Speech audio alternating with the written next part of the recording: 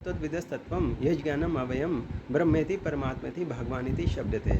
अगर कोई असली तत्व को जानता है तो भगवान श्री कृष्ण के तीनों फीचर्स, ब्रह्म फीचर, परमात्मा फीचर और भगवान फीचर, वो तीनों फीचर्स को वो जानता है। इसी तरह जैसे सूर्य की रोशनी है, सूर्य लोक है, सूर्य देव है। अगर आपने सूर्य देव को जान लिया तो सूर्य देव के तीनों एस्पेक्ट, सूर्य की रोशनी, सूर्य लोक और सूर्य देव, आप तीनों को आप जान पाएंगे।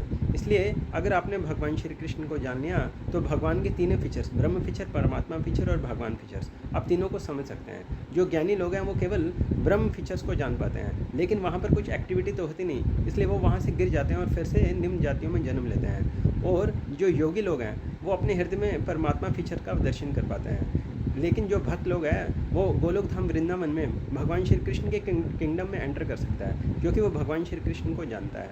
और भगवान श्री कृष्ण को जानना इतना आसान नहीं है, क्योंकि भगवान कहते हैं कि मनुष्य नाम सहस्रेषु कश्चित् यतते सिद्धये।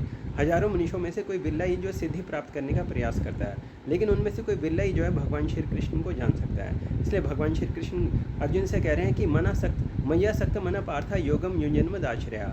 हे अर्जुन, तुम जो अपनी आसक्ति मुझ में बढ़ाओ। अगर हम भगवान श्री कृष्ण में आसक्ति बढ़ाएंगे तो असंशम समग्रम माम, बिना किसी संशय के हम भगवान श्री कृष्ण को कम्प्लीटली फुली हम भगवान को समझ सकते हैं। और इसलिए भक्ति योग ऐसा प्रोसेस है जिसके द्वारा हम भगवान को समझ सकते हैं, क्योंकि भगवान कह रहे हैं कि भक्त्याम अभिजानाति यावन यशास्मि तत्वता। हे अर्जुन, तुम जो है केवल भक्ति योग के द्वारा ही मुझे जान सकते हो। तो भक्ति योग का अगर हमें सहारा लेना है तो हमें भगवान श्री कृष्ण की कथाओं का श्रवण करना पड़ेगा। श्रवणताम स्वकथा कृष्ण पुण्य श्रवण कीर्तना। जब हम भगवान श्री कृष्ण की कथाओं का श्रवण करते हैं तो हमारे चित्त का मार्जन होता है, और हमारे चित्त का मार्जन होने से हम जो है हमारी जो है भगवान में आसक्ति बढ़ती है, हम भगवान को समझ सकते हैं। हरे कृष्ण।